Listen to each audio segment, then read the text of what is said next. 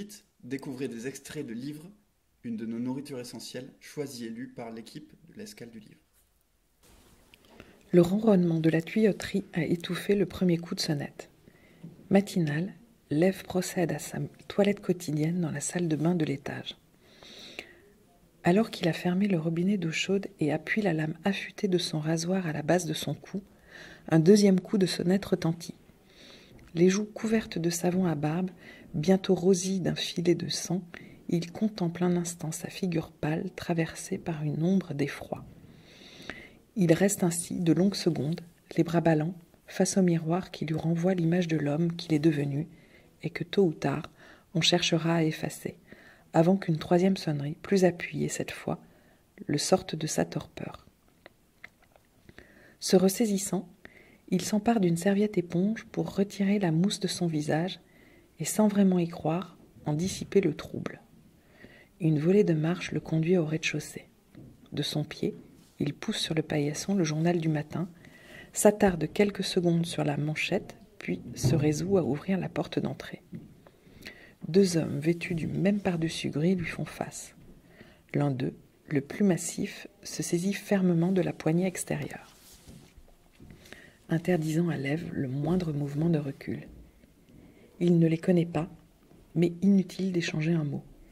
Il sait pourquoi ces deux-là sont venus. Et inutile de les laisser retourner l'appartement. Lev leur facilitera la tâche. Aussi leur demande-t-il de patienter dans le vestibule, le temps de finir de se préparer.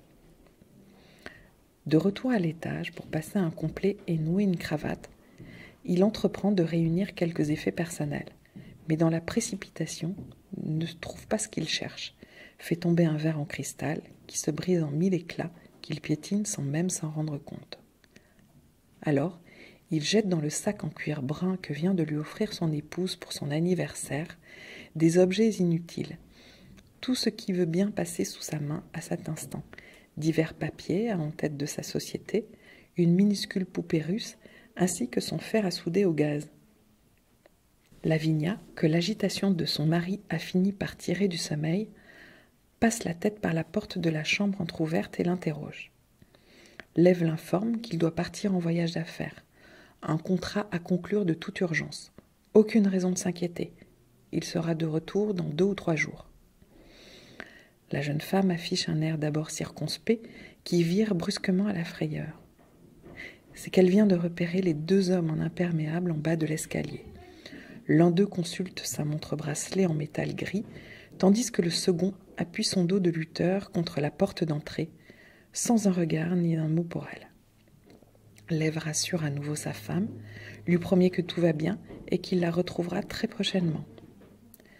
Comme il s'engage dans l'escalier, Lavina, vêtue d'une simple chemise de nuit en soie carmin, attrape son mari par le bras, le somme de la mettre au courant de ses véritables intentions, mais celui-ci se dégage et se dirige vers la sortie.